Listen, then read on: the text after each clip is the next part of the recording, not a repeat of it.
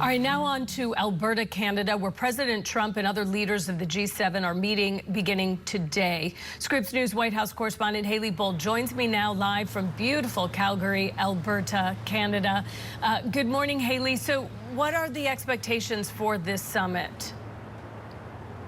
Good morning, Holly. There are certainly a lot of issues at stake in this meeting. For President Donald Trump, it is his first international summit in his second presidential term, and it comes as he has really shaken up global trade and sought to end global conflicts, two issues which will certainly be a significant part of discussions. Now, when it comes to his agenda for today, he'll take part in several group sessions as well as a meeting with Canadian Prime Minister Mark Carney.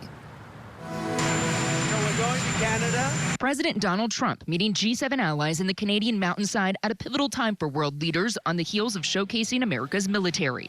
We're the hottest country in the world right now. The meeting with Canada, France, the UK, Germany, Italy, Japan, and the EU comes as Trump pursues an America First agenda. The backdrop, Trump's effort to reset trade relationships, toughen immigration policy, bolster American energy, and resolve conflicts in Ukraine and the Middle East. While Israeli and Iranian strikes now poised to be a major focus as some allies, including Trump, publicly underscore diplomacy. Trump writing on Truth Social earlier Sunday, "We will have peace soon between Israel and Iran." Many calls and meetings now taking place, but by the same evening, he struck a different tone. Sometimes they have to fight it out, but we're going to see what happens. I think there's a good chance there'll be a deal. Leading into the 50th anniversary meeting, host country Canada laid out priorities, including protecting communities, energy security and the digital transition, and partnerships for the future. Canada will lead with the values the world respects, the resources the world wants, an economy that leads the G7. While leaders appear focused on shared issues, there are also differences that have emerged between them on issues like Gaza, climate, and U.S. trade efforts. We have our trade deals. All we have to do is send a letter. This is what you're going to have to pay. But I think we'll have a few new trade deals, yeah. As the heads of state meet, their discussions coming at a critical moment. We have an unprecedented comprehensive configuration of interconnected global crises. Never before have the stakes been so high.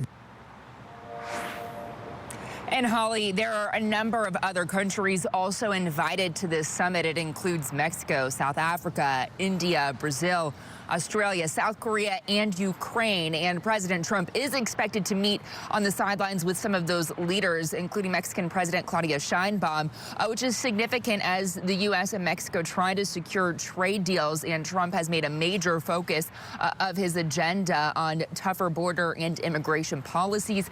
Additionally, he is expected to meet with Ukrainian President Volodymyr Zelensky. That is significant as this G7 Leaders Summit paves the way for the NATO Leaders Summit later this month, where Russia and Ukraine will be a huge focus, Holly.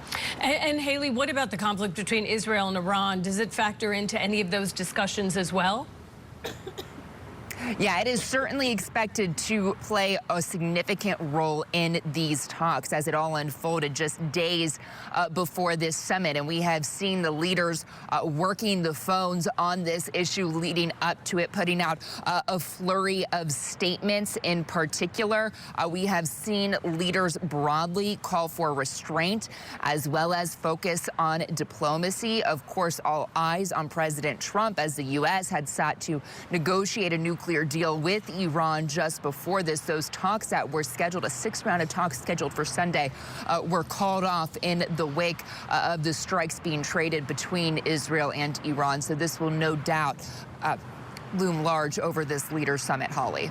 Haley, before I let you go, did President Trump say that he wants to come away with anything tangible from these talks? I mean, obviously, he's going to be furthering the conversation about Ukraine and Russia, what's happening in Israel and Iran.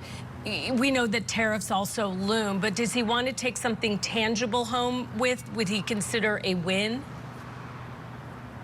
Well, as he left the White House, President Donald Trump took a few questions and indicated that he does expect or hope to have some trade deals coming out of this. And that is one of the things that is going to be closely watched, is if there are concrete deals or if this is a moment for a discussion between leaders as those efforts continue. Largely, experts watching the summit are not expecting concrete actions, more so underscoring the importance of the leaders being able to talk to each other.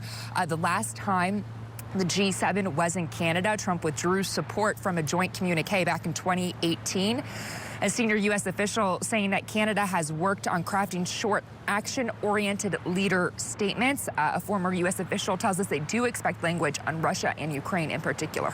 All right, Scripps News White House correspondent Haley Bold traveling with the president in Western Canada. Haley, thanks. We'll check it back in with you.